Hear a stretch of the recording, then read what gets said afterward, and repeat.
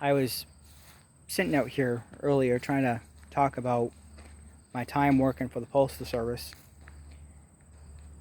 and I realized that Allie hadn't come back yet from her bike ride, so I had to go find her. Eventually, I found her. She's fine. She's out riding her bike still. I just had to make sure that she was okay. I live in a very small town, so I know where she is. I know what she's doing, so she's not too far from where I live. But anyways, so when I went to go find her, she was surrounded by the neighborhood girls that lived right next door to me. And I don't want to talk bad about them. I don't want to say anything mean. But I will say that last summer we had quite an issue with them last summer, especially when Allie was hanging out with them. She started hanging out with them. They started coming around, and what I didn't really particularly like about having them around was the fact that they would show up whenever they wanted to, come in and walk in through my doors whenever they wanted to, did whatever they wanted to, and to be quite honest with you, they were starting to become a bad influence on my daughter. It got to the point so much that they started having the other neighborhood kids tagging along with them and causing more problems to my daughter. So I had to ground Allie for a week for not seeing them for a while, and it got to the point eventually where she actually understood that these are not good kids. These are kids that want to cause trouble, and I don't want that. And she realizes that now. She doesn't want it to be a part of that, and I don't blame her. But and I was going to talk about this last night on a video, but I decided that I wouldn't, because I'm no better than the next parent or the next father out there with the kids, because I've made mistakes as a father.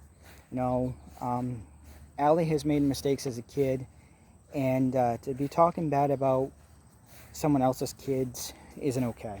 It really isn't. So I kind of kept my mouth shut. But I will say this, that it's better to pray about a situation than it is to talk about it on social media. So, but anyways, Allie is no longer friends with them. And even if they start to engage with Allie at any given point, she ignores them or just walks away. So, but I'm glad she's no longer friends with them. But unfortunately, I have to be neighbors with them, but that's okay. Just, I think, in my opinion, and this is what I'm learning as a parent now, and it's something I'm still working on as a parent, is that kids need to be disciplined. But again, I'm no better than the next parent, so I can't, it takes one to know one, But I'm doing better at it, I think. I'm doing better at disciplining my daughter and correcting her in some areas. And I just found me a garden spider, my first one. I gotta take a picture of it. I'm walking along right down here on the path here, and just happened to notice a garden spider. Garden spiders, they're the black and yellow ones. I used to call them Egyptian spiders, but these spiders are wicked cool. I don't know if you can see it or not. I always liked them. The first one that I saw was when I was a kid living in Swanville, and the property that I lived at had raspberries on the land. So I went to go over to the raspberry bush, just picking at raspberries, just because it's something fun to do for me. Had a bowl and everything, not really paying much attention, and I get about this close, almost my hand towards my face, that close to meeting up with a black and yellow garden spider. I'm like, it freaked me out because I don't like spiders at all.